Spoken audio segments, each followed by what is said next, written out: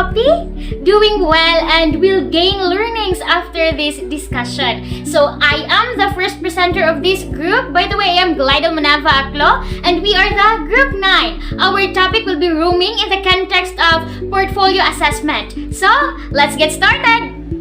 As you can see the definition in your individual screen, the definition of portfolio. So it is another method of assessing on the performance of students, where it refers to a collection of projects and works of the students that exemplifies their skills, attitudes, and interests within a certain period of time. By knowing the definition of portfolio, we can apply portfolio not just in a classroom, but also in the workplace.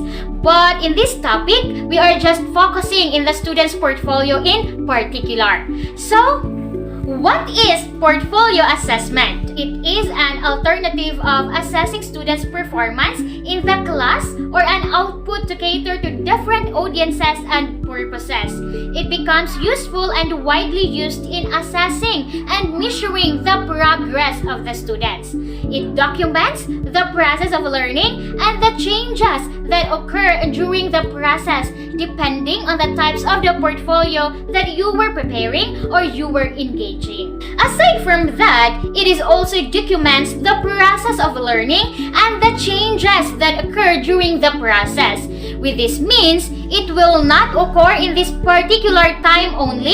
It could be during the start of the semester until to the last part, or it could be from the beginning until the end of the following semester or the academic year. So since our focus is student portfolio, when we say student portfolio, it is a purposeful collection of students' works that exhibit the students' effort, the progress, the achievements in one or more areas, because we can incorporate portfolio in all the subject areas. And in this purposeful collection, it must include students' participation in selecting contents, the criteria for selection, and the criteria for judging, and evidences of students' self-reflection. Because at the end of that student portfolio, there is really area for the students to reflect on the progress of his or her learning. We have to take note. The student portfolio is not a compilation of the previous works of the students over a period of time, but it contains a purposeful selected samples of student work depending on what type of portfolio you are asking for. Because we have three major types of portfolio, and it will be discussed by our third presenter later. Other than that, the student portfolio should represent a collection of students' best work or best efforts, selected students' samples of work, and experiences that is related to outcomes being assessed and documented according to the growth and development towards mastering the identified outcomes. Now, what are the use of portfolio? So we have here, first, it provides both formative and summative opportunities for monitoring progress toward reaching identified outcomes. As you can see, we have here formative and summative opportunity, because formative that happens within or along the teaching and learning process, and it could be the summative opportunity because at the end of every period, you can ask your students to submit that portfolio, or as a teacher, you have the chance to see the portfolio yourself. Next, it communicates concrete information about what is expected of students in terms of the content and quality of performance. And the third one, it allows students to document aspects of their learning that do not show up well in traditional assessments. So going back to the purpose of the portfolio assessment and the other alternative way of assessing the students' performance, that is to cater the things that the traditional assessments cannot cater. Next is, it is useful to showcase periodic or end of the year accomplishments of students. So depending on the type of the portfolio we have, the other one is the showcase, which really showcase the best work of the students in a certain period of time. Next is, it is used to facilitate communication between teachers and parents regarding the child's achievement and progress. Next, it is used to facilitate communication between teachers and parents regarding the child's achievement and progress. So by having this portfolio, you can easily give to the parents and let them see the student's progress over a time. So for the teacher side, it is not difficult for you not to explain the student's learning because you have their portfolio that was document over the student's learning. So the parents will go there, then as a teacher, you will initially give the portfolio, and if there are clarifications about the student's performance inside the classroom, so it is a time for the teacher to explain the particular matter to the parent. But of course, with the initial information coming from the portfolio of the students. And the next one is that administrator may use portfolio for national competency testing to evaluate educational programs. And lastly, it combines the purposes of instructional enhancement and progress documentation. So through the portfolio, the teacher is able to review the student's work periodically. Now, let us move forward to its features and principles. So, portfolio assessment possesses several features and essential characteristics, which are: first, a portfolio is a form of assessment that students do together with their teachers. So, the teachers guide the students in the planning, execution, and evaluation of contents of the portfolio. Together, they formulate the overall objectives for constructing the portfolio. And as such, students and teachers interact in every step of the process in developing a portfolio. The second one, a portfolio represents a selection of what the students believe are best included from among the possible collection of things related to the concept of being studied. So it is the teacher's responsibility to assess the students in actually choosing from among a possible set of choices, so to be included in the portfolio. However, the final selection should be done by the students themselves, of course, since the portfolio represents what the students believe and it is the important considerations. The third one is the portfolio provides samples of the students' work which show growth over time. So by reflecting on their own learning or the self-assessment, students begin to identify the strengths and weaknesses in the work. So this weakness then become improvement of attaining their goals. For the last principle or the fourth principle, the criteria for selecting and assessing the portfolio contents must be clear to the teacher and the students. So the outset of the process, if the criteria are not that clear at the beginning, then there is tendency to include among unessential components in the portfolio and to include those which happen to be available at that time. So the portfolio is prepared at each step of the process. The students need to refer to the agreed set of criteria for the construction and development of the portfolio. And for more information about the purpose of portfolio assessment and its types, we have Miss Jezebel O. Brazaro, the next presenter. So good day once again, my fellow classmates, and to our beloved instructor in this course, Ma'am Ruby. For the continuation of our lecture, let's talk about the purposes of portfolio assessment. Portfolio assessment has several purposes and rationale for its use. First, portfolio assessment matches assessment of teaching. The final outputs to be assessed are products of classroom discussions and classroom work and are not simple diversions from the tedium of classroom activities. Second, portfolio assessment has a clear goals. In fact, they are decided on the beginning of instruction and are clear to teacher and student alike. In cognitive testing, the objectives are set at the beginning, but the actual items may or may not reflect achievement of such objectives. In portfolio assessment, however, the students control the items to be included and therefore are assured that the goals are achieved. Third, portfolio assessment gives a profile of a learner abilities in terms of depth, breadth, and growth. Portfolio assessment enables the students to demonstrate quality work done without pressure and constraints of time present in traditional testing through the help of resource. Fourth, portfolio assessment is a tool for assessing a variety of skills not normally testable in a single setting for traditional testing. The portfolio can show written, oral and graphics output of students in a variety of ways which demonstrate skills developed by the students. Fifth, portfolio assessment develops awareness of own learning students. Students have to reflect on their own progress and the quality of their work in relation to known goals. This is achieved at each stage of the progress since the students continually refer to the set of goals and objectives set at the beginning. 6.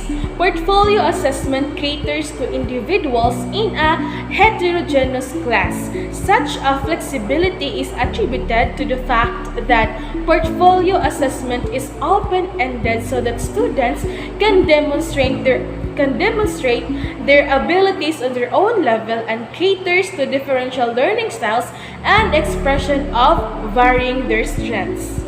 7. Portfolio assessment develops social skills. Students interact with other students in the development of their own portfolios. Sometimes they are assessed on work done in groups or in pairs so that they necessarily have to interact, band, collaborate to complete the tasks. 8. Portfolio assessment develops independent and active learners. Students must select and justify portfolio choices, monitor progress, and set learning goals. Traditional testing cannot achieve this educational objective no matter how skillfully the tests are constructed. 9. Portfolio assessment can improve motivation for learning and thus achievement. When students are empowered to prove their own achievement and worth, they become highly motivated to pursue the learning tasks. It is when they lose this feeling of empowerment that they feel inadequate and become less motivated as in traditional classroom setting. And lastly, portfolio assessment provides opportunity for student-teacher dialogue. It enables the teacher to get to know every student. Moreover, portfolio assessment promotes joint goal setting and negotiation of grades, which can never happen in traditional setting. So you already know the purposes of portfolio assessment. So for now, here's Miss Frances Adrian Magdaluyo to share to us the types of portfolio, the list on how to establish procedures for organizing the portfolio, and also the advantages and disadvantages of portfolio. Frances, take it away! Hi everyone, I am Magdaluyo Francis Adrien, and to continue the discussion, let's have now the types of portfolios. Now let's go on to the types of portfolio. First, we have here the working portfolio. It is a teacher-student's portfolio, and the working portfolio is a working document. It means that you will be building or adding to the portfolio every day during your placement to display the tasks and activities that you are completing. This contains all the activities that a child is doing inside the classroom. It could be graded, or it could be the drop or anything that the students are doing in the classroom. Using this kind of portfolio, the teachers and the students are aware of the students' strengths and weaknesses in achieving the learning objectives as the evidence in the portfolio. The second type is the showcase portfolio. It is a best work display portfolio, focuses on the students' best and most representative work, and this exhibits the best performances of the students. This type of portfolio is often used in exhibits. Showcase portfolios are designed to display a learner's best quality of work. This might be to highlight the student's success or to showcase a variety of accomplishments a student has achieved over a period of time. In showcasing a student's work, this portfolio allows them to describe and tell their own story. Last is the progress portfolio. It is a teacher alternative assessment portfolio, contains multiple examples of students' same type of work done over time and are used to assess students' progress. Progress portfolios contain multiple examples of the same type of work done over time and are used to assess progress. If cognitive processes are intended for assessment, content, and rubrics must be designed to capture those processes. Next, let's tackle on how to establish procedures for organizing the portfolio. First, you need to gather and organize your works together in one place. Second, you need to decide which work to include in your portfolio. Third, convert these to PDF files. And fourth, create a simple cover page. Fifth is combine PDF into single PDF file. Cover page must be the first. And name the file using your first name underscore last name and underscore portfolio. That's the example on how to organize your portfolio. Then next is record significance of items in portfolios. A portfolio is a living and changing collection of records that reflect your accomplishments, skills, experiences, and attributes. It highlights and showcases samples of some of your best work along with the experiences, values, and achievements. The personal information that you incorporate into your portfolio can greatly reflect on your abilities as an individual as well as become a useful tool in every field such as marketing yourself to employers, corporations, colleges, and universities. A portfolio does not take the place of resume, but it can accentuate your abilities and what you can offer in the chosen field. Now, let's discuss the advantages of portfolio. These are the advantages of portfolio. First is that students become more engaged in learning. Somehow, it enhances learners' motivation. Students are actively involved in self-evaluation and self-reflection. It helps learners to reflect on their own learning and achievement. It involves collaborative assessment and focus on self-improvement rather than comparison to others. So the portfolio keeps track on their best work and monitor how they are expanding and improving their craft or talent. They can observe how they have moved forward and evaluate how to improve it. Next, here is the disadvantages of portfolio. And these are the disadvantages of portfolio. First, here is that teacher training needed. Teachers should be trained better to improve and provide quality instructions about the processes of portfolios. Then students may not make good selections of which materials to include because there are some cases that students cannot select the appropriate matter or things that they should include in their portfolio. Next is time consuming to develop criteria, score, and meet students, and scoring difficulties may lead to low reliability.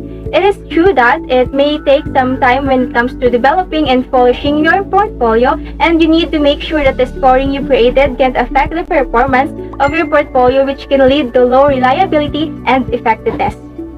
In conclusion, in the process of making portfolio, some necessary steps are students' ideas should be taken, each study should have a purpose, assessment of study should be clearly explained, the process should cover a certain time period, portfolio should encourage students to learn, and items in the portfolio should be multidimensional and should address different learning areas. Besides, it is virtually important that the studies in a portfolio should be designed in order to present students' performance and development. That would be all for the portfolio assessment. We hope you guys understand. Thank you.